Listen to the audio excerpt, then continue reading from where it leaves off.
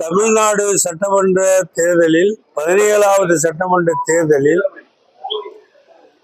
பெரும்பான்மையான ஆதரவை பெற்று ஆட்சி அமைக்கக்கூடிய நிலையில் இருந்த தமிழக வெற்றி கழகத்தினுடைய தலைவர் விஜய் அவர்கள் இந்திய முஸ்லீம் லீகுடைய அலுவலகத்துக்கு வந்து முஸ்லீம் லீகுடைய நிர்வாகிகளை சந்தித்து நன்றி தெரிவித்து சென்றிருக்கிறார். தமிழ்நாட்டில் இப்பொழுது புதிதாக உருவாக்கப்பட்டிருக்கிற அரசு தமிழக வெற்றி கழகத்த அரசு ஜோசப் விஜய் அவர்கள் உருவாக்கி இருக்கிற இந்த அரசு பதவியேற்ற அந்த நேரத்திலிருந்து இன்று வரை தமிழக சட்டமன்றத்தில் அங்கு வைக்கிற கட்சிகள் அத்தனைகளும் சென்று அலுவலகங்களுக்கு சென்று அவர்கள் ஆதரவு தெரிவித்திருந்தாலும் ஆதரவு தெரிவிக்காமல் இருந்தாலும் அனைத்து கட்சி அலுவலகத்துக்கு சென்று சில தலைவர்களுடைய இல்லங்களுக்கும் சென்று தனது அன்பை பரிமாறிக்கொண்டிருப்பது தமிழக அரசியலிலே வரவேற்கப்பட ஒன்று மட்டுமல்ல. தொடர்ந்து இப்படிப்பட்ட அன்பு பரிமாற்றம் நீடிக்க வேண்டும் என்ற தொடர்பும் எங்கள் ஆசையும் எங்களுக்கு இருக்கிறது. வருங்காலத்தில் இப்படிப்பட்ட ஒரு நடைமுறை முன்மாதிரியாக கொள்ளப்படும், ஏற்றுக்கொள்ளப்படும், போற்றப்படும் என்று நான் நம்புகிறேன். ஐயா, கலைஞர்கள் இஸ்லாமியர்களுக்கான அதாவது தமிழ்நாட்டில் உள்ள முஸ்லிம் சமுதாயத்துக்கு கலைஞருடைய காலத்தில் கொடுக்கப்பட்ட 3.5% இட ஒதுக்கீடு இன்னைக்கு வரைக்கும் இருக்கு. சென்ற அரசியல் இருக்கு, இந்திய அரசியல் இருக்கிறது. இப்போ புதிதாக வந்த தமிழக வெற்றி கழகத்துடைய அரசியலும் தொடர்கிறது. அதில் எந்த சந்தேகம் கிடையாது. ஐஏஎஸ் அதிகாரிகள், ஐபிஎஸ் அதிகாரிகள் வரும்போது அது இடஒதுக்கீட்டின் அடிப்படையில் வருவதல்ல.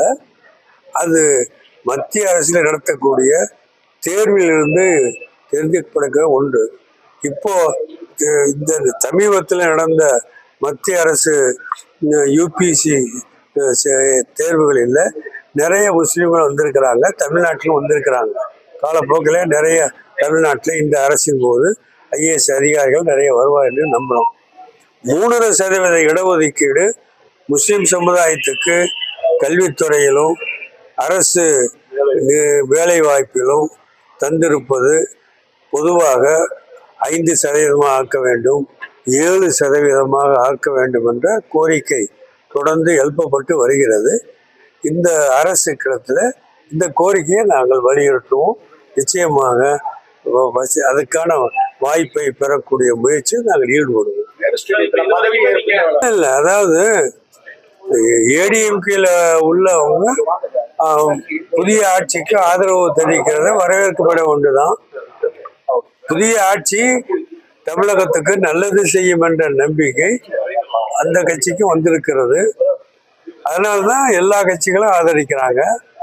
நாங்கள் திராவிட முன்னேற்ற கழக கூட்டணியில் தான் அப்போ இருந்தோம், இப்போ இருக்கிறோம்.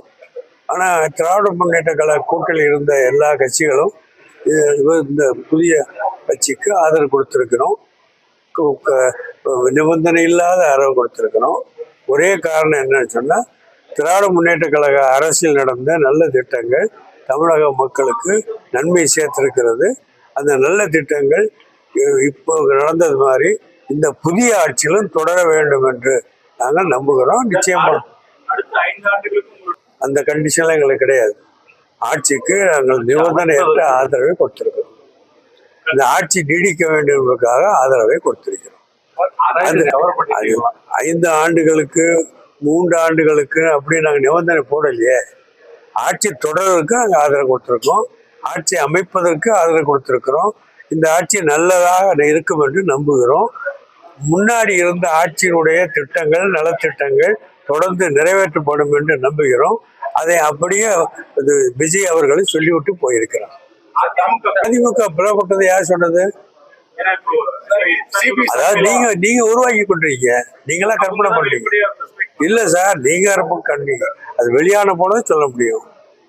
சார் பதவி அது இது வரைக்கும் நீங்க பத்திரிகையிலையும் ஊடகத்திலையும் பிளந்துபட்டதாக இப்போ ஒருத்தர் போட்டி போடுவதாக சொல்லிக் கொண்டிருக்கிறேன். சட்ட ரீதியா வெளியே வரலையே.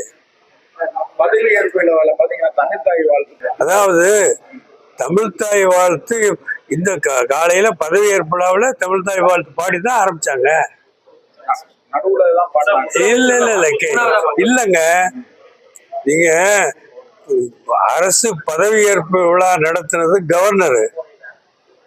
கவர்னர் என்ன பண்ணுவாருன்னா, மத்திய அரசு என்ன இன்ஸ்ட்ரக்ஷன் கொடுத்துருக்கோ அதை பின்பற்றுவாரு. மத்திய அரசுடைய ஒரு வாரத்துக்கு முந்தின இன்ஸ்ட்ரக்ஷன் என்னன்னு சொன்னா, அரசு விழாக்கள் எதுவாக இருந்தாலும் முதலில் இது வந்தே மாதரம் பாடணும் அப்படின்னு, வந்தே மாதரம் முழுசா பாடணும். அப்படி பாடாத போனா அது தண்டனைக்குரிய குற்றம். அந்த தண்டனைகளை எப்படி வேணாலும் அபராதத்தை வேறு வகையிலும் கொடுக்கலான்னு ஒரு வாரத்துக்கு முன்னாடி சென்ட்ரல் கவர்மெண்ட் இன்ஸ்ட்ரக்ஷன் கொடுத்துட்டாங்க. அப்படி இன்ஸ்ட்ரக்ஷன் கொடுத்த பிறகு கவர்னர் பதவி ஏற்பு விழா நடத்துறாரு. கவர்னர் யாரு? மத்திய கவர்மெண்ட்டுடைய அதிகாரி. அவர் அந்த மத்திய அரசாங்கத்துடைய அதிகாரியாக இருக்கக்கூடிய ஆளுநர் அவர் நடத்தக்கூடிய எந்த விழாவாக இருந்தாலும் அதுதான் அவர் செய்வார். தமிழ்நாடு கவர்மெண்ட் அதை செய்யல. இன்னையிலிருந்து தான் தமிழ்நாடு கவர்மெண்ட். இன்னைக்கு தமிழ்நாடு கவர்மெண்ட், தமிழ்நாடு அரசு உருவான இந்த நேரத்துல, இன்றைய தினத்துல தமிழக சட்டமன்றத்துல தமிழ்தாய் வாழ்த்து பாடித்தான் ஆரம்பித்தாங்க தவிர ஜனகணமங்க அது பாடி ஆரம்பிக்கல. ஆக இது முன்னாடி இதுவரைக்கும் இருந்த அந்த பாரம்பரியம், அந்த ட்ரெடிஷன், அந்த பண்பாடு, நேற்று இருந்த பாரம்பரியம் இந்த புதிய அரசியலும் தொடருகிறது என்பதற்கு வெட்ட வெளிச்சம். இல்ல எங்க சமுதாயத்துடைய எல்லா கோரிக்கைகளையும் நிச்சயமாக நான் நிறைவேற்றுவேன்னு சொல்லிட்டு போயிருக்காரு. என்ன கோரிக்கை நாங்க கேட்கவும் இல்லை, நாங்கள் சொல்லவும் இல்லை. எங்க சமுதாயத்துடைய என்னென்ன கோரிக்கை இருக்குன்னு நீங்க நம்பலாம். உங்களுடைய கோரிக்கை நிச்சயமாக நிறைவேற்றுவேன்னு சொல்லிட்டு போயிருக்காங்க. அதான் நாங்க நம்புறோம்.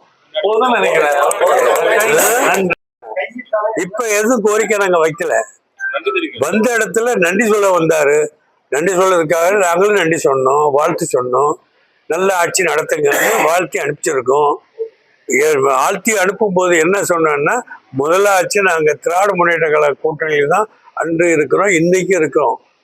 திராவிட முன்னேற்ற கழக அரசு தமிழ்நாட்டுக்கு செய்த நலத்திட்டங்களை எதையும் விட்டு விடாம தொடர்ந்து நீங்களும் நிறைவேற்றி கொடுக்கணும் அப்படின்னு கேட்டோம். அதை அவர் ஒத்துக்கிட்டு நல்ல காரியத்தை சொல்லியிருக்கேன்னு நம்பிட்டு போயிட்டாரு. எங்களுக்கு